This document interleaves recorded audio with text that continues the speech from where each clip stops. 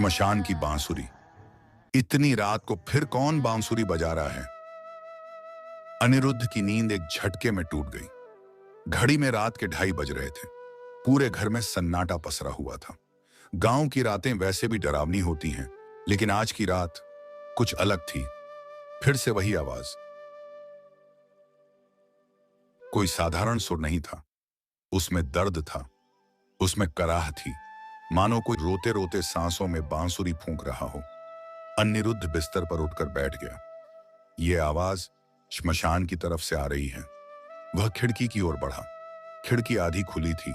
बाहर घना अंधेरा, ऊपर बादल और बीच बीच में बिजली की हल्की चमक। और तभी उसने देखा एक रोशनी, न लालटेन जैसी न टॉर्च जैसी, वो हवा में तैर रही थी। यह क्या? अनिरुद्ध का गला सूख गया। काका, काका! वह धीरे से पुकारा। पास वाले कमरे से आवाज आई, क्या हुआ अनी? काका, आप जाग रहे हो? इधर आइए जरा। बिमल काका जल्दी जल्दी कमरे में आए। उनकी आंखों में डर साफ झलक रहा था। खिड़की क्यों खुली है? उनकी आवाज सख्त थी। गर्मी लग रही थी काका, और बाहर से। मैंने मना किया था, बिमल काका ने लगभग फुसफुसाते हुए कहा। संध्या के बाद खिड़की मत खोला कर। पर काका, आप सुन नहीं रहे? कोई बांसुरी। चुप! उन्होंने अनिरुद्ध का हाथ पकड़ लिया। यह कोई बांसुरी नहीं है, हवा की आवाज है। हवा में इतना सुर होता है? बिमल काका कुछ पल चुप रहे, फिर बोले, तू शहर का लड़का है, इस गांव के नियम नहीं जानता। रात में श्मशान की ओर नहीं देखा जाता। अब लाइट बंद कर और सो जा। उनकी आवाज में डर छिपा नहीं था, वह साफ दिखाई दे रहा था। सुबह सुलेखा काकी चाय लेकर आई। कैसी नींद हुई अनी? अनिरुद्ध हल्का सा मुस्कुराया। नींद तो ठीक नहीं हुई। रात में कुछ आवाजें आ रही थीं। कमरे में अचानक अजीब सन्नाटा छा गया। अरे, ये तो शियाल की आवाज होगी, बिमल काका ने बात संभालते हुए कहा। शियाल नहीं था काका, बांसुरी थी। कप हाथ से छूटते छूटते बचा। बांसुरी? काकी का चेहरा पीला पड़ गया। आप लोग ऐसे क्यों घबरा गए? अनिरुद्ध ने गौर किया। कुछ नहीं, तू ज्यादा सोच रहा है, काका बोले। गांव में कुछ शराबी लोग हैं, वही बजाते होंगे। इतनी करुण धुन, अनिरुद्ध ने धीमे से कहा। बस, काका ने बात खत्म कर दी। आज नदी के उस पार मत जाना। श्मशान और पास का जला हुआ जंगल उधर बिल्कुल नहीं। अनिरुद्ध ने कुछ नहीं कहा, लेकिन उसे महसूस हो गया कुछ छुपाया जा रहा है। दोपहर में वह गांव घूमने निकला। निश्चिंदपुर नाम में शांति, पर चेहरों पर डर। चौराहे पर एक चाय की दुकान। कुछ लोग बैठे थे। आइए बाबू, चाय पीजिए, एक आदमी ने कहा। आप बिमल बाबू के भतीजे हैं ना? हाँ। शहर छोड़ गांव आए हैं, अच्छा लगा? अनिरुद्ध हंसा। शांति तो है, लेकिन रातें कुछ ज्यादा ही शांत हैं। एक आदमी ने कप रखते रखते हाथ रोक लिया। रात में कुछ सुना क्या? उसने धीमे से पूछा। बांसुरी। पूरा माहौल बदल गया। अमावस्या आ रही है, किसी ने फुसफुसाया। वो जागेगी, दूसरे ने कहा। कौन? अनिरुद्ध ने पूछा। बाबू, चाय खत्म कीजिए और घर जाइए। तभी एक पागल सा आदमी दौड़ता हुआ आया। फटे कपड़े, उलझे बाल, आंखों में आग, गंध आ रही है। वह चिल्लाया, जले मांस की गंध। हट यहां से हरिपद! लोग उसे भगाने लगे, पर वह अनिरुद्ध के पास आकर झुक गया। तू नया है, तेरे शरीर में शहर की गंध है, लेकिन वो आ गई है। वो बदला लेने आई है। 25 साल बाद बांसुरी बजते ही सब खत्म। हरिपद हंसने लगा, फिर रोने लगा। अनिरुद्ध के रोंगटे खड़े हो गए। दूर से उसने देखा, हरिपद श्मशान की ओर देख रहा है और रो रहा है। दोपहर का सूरज अब सिर के ठीक ऊपर था, लेकिन निश्चिंदपुर की गलियों में उजाला होने के बावजूद दिलों में अंधेरा पसरा हुआ था। अनिरुद्ध हरिपद की बातों को भुलाने की कोशिश कर रहा था, लेकिन उसके शब्द बार बार कानों में गूंज रहे थे। बांसुरी बजते ही सब खत्म। वह चलते चलते गांव के आखिरी सिरे पर पहुंच गया। सामने एक पुराना पक्का घाट, नीचे शांत पानी। धूप पड़ते ही पानी चांदी की तरह चमक रहा था। अनिरुद्ध घाट की सीढ़ियों पर बैठ गया। अगर यह सब सिर्फ अंधविश्वास है, वह खुद से बुदबुदाया। तो सब इतना डर क्यों रहे हैं? तभी छप छप पानी में किसी के पैर उतरने की आवाज। अनिरुद्ध ने सिर उठाकर देखा। एक युवती घाट की दूसरी तरफ खड़ी थी। साधारण सूती साड़ी, खुले बाल, चेहरे पर अजीब सी शांति, लेकिन उसकी आंखें मानो बहुत कुछ देख चुकी हों। सुनिए, अनिरुद्ध ने आवाज दी। वह मुड़ी। मुझसे कह रहे हैं बाबू? उसकी आवाज धीमी लेकिन स्पष्ट थी। हाँ, आप इस गांव की हैं? वह हल्का सा मुस्कुराई। हूं भी और नहीं भी। अनिरुद्ध चौंक गया। यह कैसा जवाब हुआ? इस गांव में रहना और इस गांव का होना दो अलग बातें हैं, उसने कहा। मेरा नाम मृणालिनी, मैं अनिरुद्ध। कल रात क्या आपने भी बांसुरी की आवाज सुनी? मृणालिनी की आंखें कुछ पल के लिए स्थिर हो गईं। नींद नहीं आई है ना? उसने पूछा। आपको कैसे पता? नए लोग जब इस गांव में आते हैं। वह घाट के पानी को देखने लगी। पहली रात श्मशान की हवा उन्हें छू जाती है। ये नियम है। नियम? अनिरुद्ध ने पूछा। और श्मशान से सब इतना डरते क्यों हैं? मृणालिनी ने पहली बार उसकी ओर सीधा देखा। क्योंकि वहां सिर्फ राख नहीं है बाबू, वहां यादें जली हैं, वहां वादे जले हैं। अनिरुद्ध के शरीर में सिहरन दौड़ गई। लोग कहते हैं वहां कोई औपा देवता है। देवता और औपा देवता का फर्क कौन करता है? मृणालिनी ने हल्की हंसी के साथ कहा। इंसान, और डर भी इंसान ही पैदा करता है। और आप? अनिरुद्ध ने पूछा। आप डरती नहीं? मृणालिनी ने अपनी कलाई ऊपर की। उसकी कलाई में एक पुरानी चांदी की बाला चमक रही थी। नक्काशी बहुत पुरानी थी। डर उन्हें लगता है जिनके मन में पाप होता है, उसने शांत स्वर में कहा। मेरे मन में कोई पाप नहीं। अनिरुद्ध उसी बाला को देखता रह गया। कुछ पल बाद मैं चलती हूं, मृणालिनी बोली। फिर मिलेंगे। कहां रहती हैं आप? अनिरुद्ध ने पूछा। वह कुछ कदम चली, फिर बिना पीछे देखे बोली, आसपास ही। और धीरे धीरे उसकी आकृति धूप में घुल गई। शाम ढलते ही गांव में हलचल मच गई।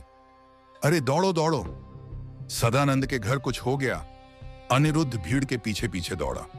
सदानंद गांव का एक बूढ़ा आदमी घर की चौखट पर बैठा कांप रहा था।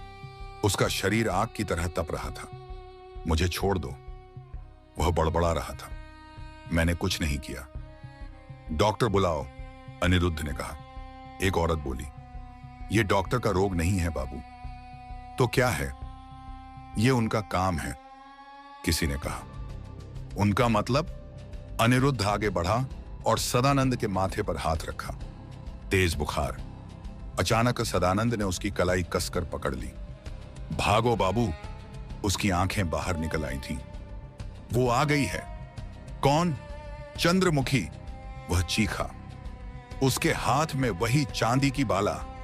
अनिरुद्ध का दिल जोर से धड़क उठा। वो श्मशान के पास खड़ी थी, हंस रही थी। 25 साल पहले वो मर गई थी। किसी ने चिल्लाया। नहीं, सदानंद रो पड़ा। वो बदला लेगी। गांव का कोई नहीं बचेगा। तभी एक बुजुर्ग आदमी आगे आया। चुप कर, बुखार में बक रहा है। उसने अनिरुद्ध की ओर देखा। बाबू, जो सुना भूल जाइए।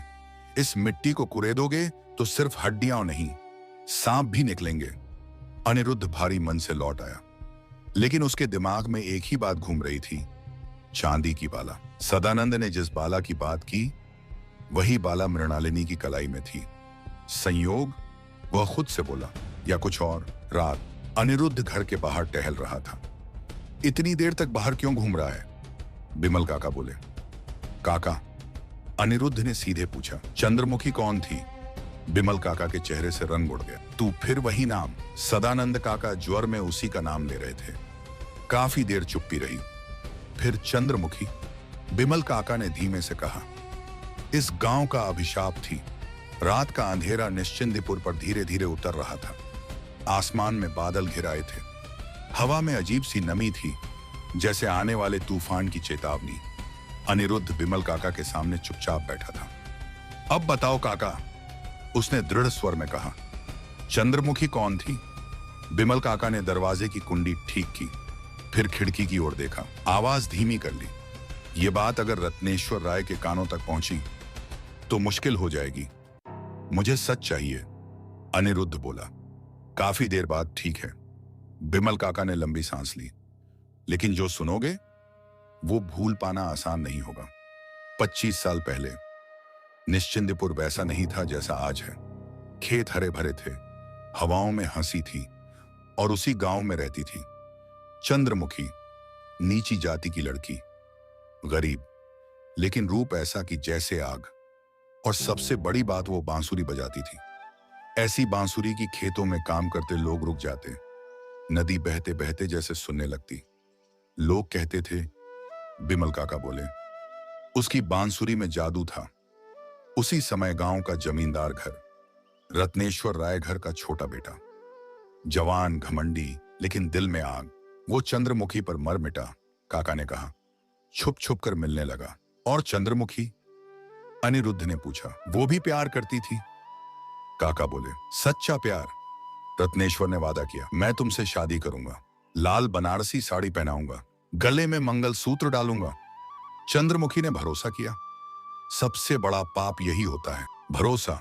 एक रात आंधी, बारिश, अमावस्या, रत्नेश्वर उसे श्मशान के पास बुलाता है। आज भाग चलेंगे, आज भाग चलेंगे, उसने कहा था।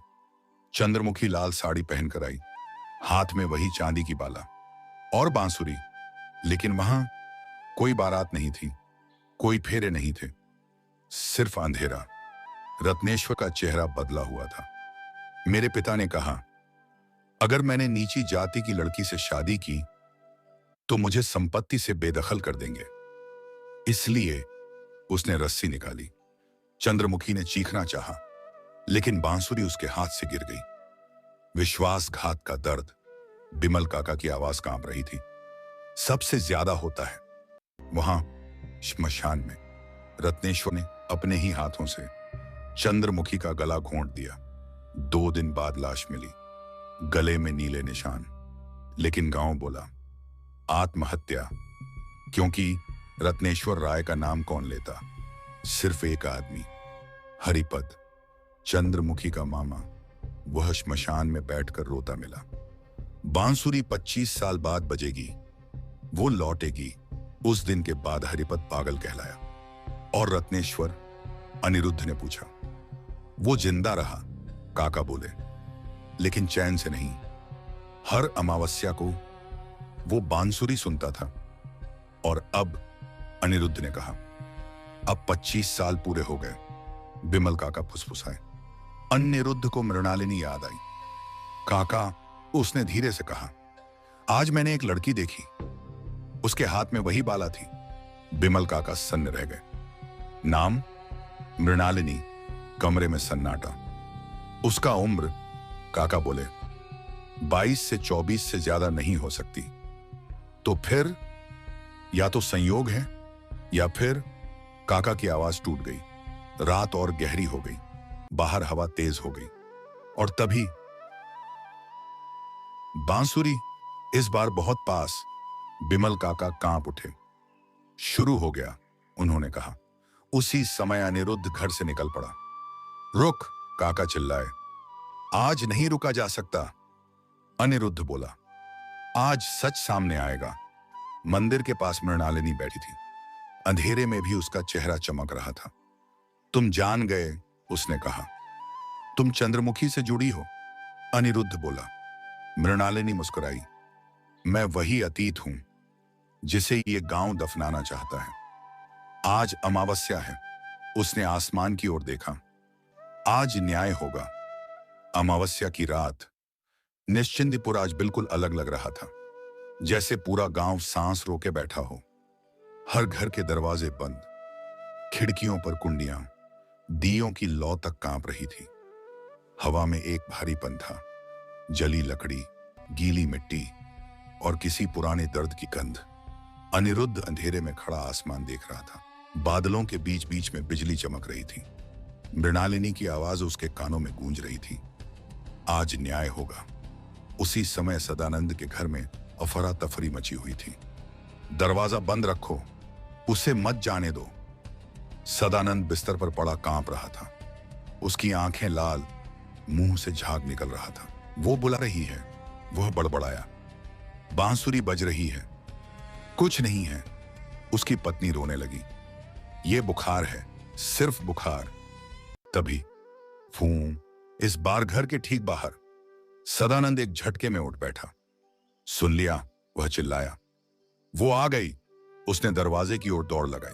लोगों ने पकड़ा, लेकिन ऐसा लगा जैसे किसी अदृश्य शक्ति ने उसे खींच लिया हो।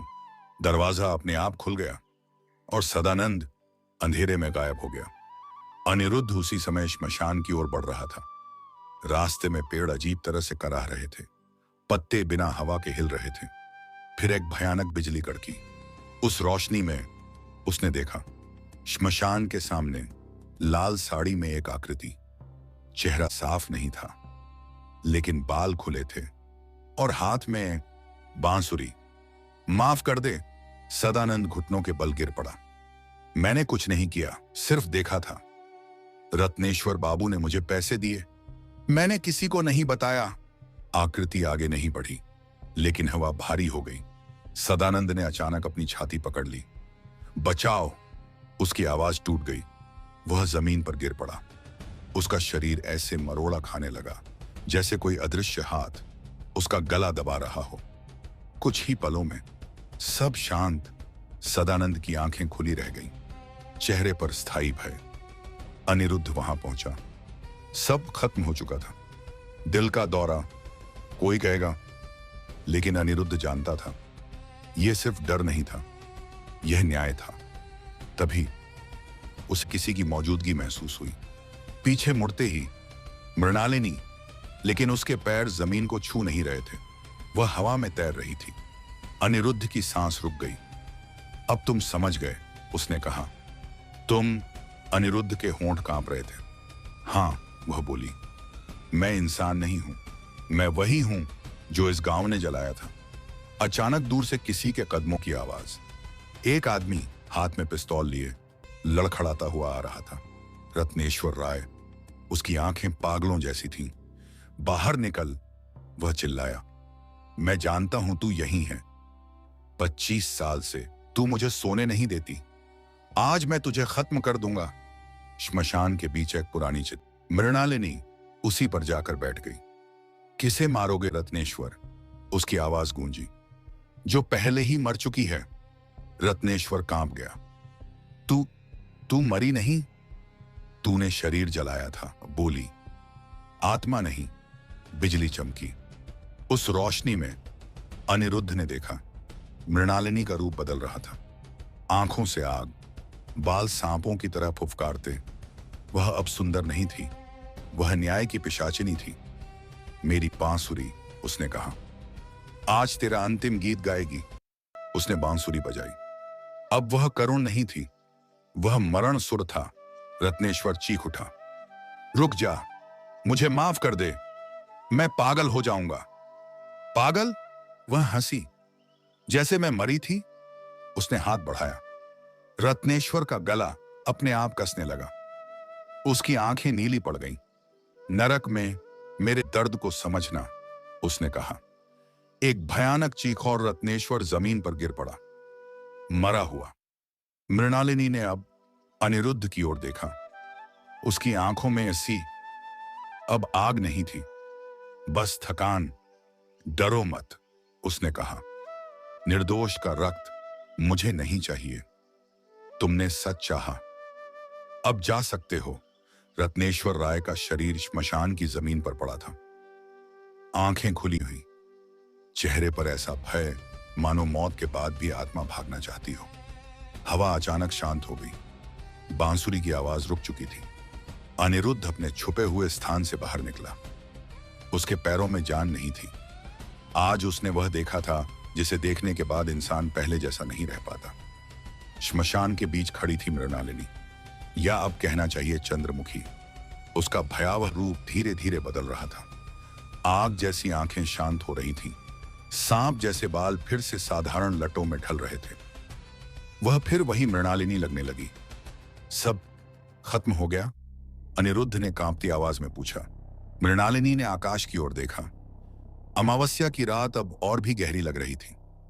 एक पाप का हिसाब खत्म हुआ है, उसने कहा, लेकिन सब पापों का नहीं। तुम्हारा बदला पूरा हो गया। अनिरुद्ध बोला। यह बदला नहीं था, वह धीमे से मुस्कुराई। ये न्याय था। और तुम? अनिरुद्ध ने पूछा। अब क्या होगा? मृणालिनी कुछ पल चुप रही। कुछ आत्माएं बदला लेकर भी मुक्त नहीं होती, उसने कहा, क्योंकि उनका दर्द बहुत पुराना होता है। उसने अपनी कलाई उठाई। चांदी की बाला अब पहले जैसी चमकदार नहीं थी। ये बाला मेरे अधूरे सपनों की आखिरी निशानी थी, उसने कहा। अब इसकी जरूरत नहीं। वह बाला उसकी उंगलियों से फिसलकर श्मशान की मिट्टी में गिर गई और उसी पल एक ठंडी हवा चली। अनिरुद्ध ने महसूस किया जैसे किसी ने उसके कंधे से भारी बोझ उतार दिया हो। सुबह निश्चिंदीपुर में अजीब हलचल थी। रत्नेश्वर राय की मौत की खबर आग की तरह फैल गई। कोई बोला दिल का दौरा पड़ा होगा, कोई बोला बहुत डरता था, आखिर पागल हो गया। लेकिन कोई भी श्मशान का नाम जोर से नहीं ले रहा था। सदानंद की मौत भी बुखार और डर के खाते में डाल दी गई। हरिपद पागल आज पहली बार शांत था। वह श्मशान के पास बैठा मिट्टी को छू रहा था। अब बांसुरी नहीं बजेगी, वह बुदबुदाया। अब दीदी को चैन मिलेगा। लोगों ने उसकी बात को हमेशा की तरह पागल की बकवास समझ लिया। अनिरुद्ध घर लौट आया। बिमल काका उसे देखकर कुछ पल चुप रहे। सब ठीक है? उन्होंने पूछा। अनिरुद्ध ने सिर हिलाया। हाँ काका, वह बोला। अब सब ठीक है। काका कुछ समझ गए थे। उन्होंने कोई सवाल नहीं किया। कभी कभी सच पूछने से ज्यादा चुप रहना बेहतर होता है। दोपहर में अनिरुद्ध ने तय कर लिया कि वह अगले दिन शहर लौट जाएगा। शाम को वह आखिरी बार घाट की ओर गया, वही जगह जहां उसने पहली बार मृणालिनी को देखा था। वहां कोई नहीं था, सिर्फ पानी। लेकिन घाट की सीढ़ी पर एक चीज रखी थी, बांसुरी, वही पुरानी बांसुरी। अनिरुद्ध का दिल तेज धड़कने लगा। उसने बांसुरी उठाई। वह ठंडी थी, लेकिन उसमें एक अजीब सुकून था।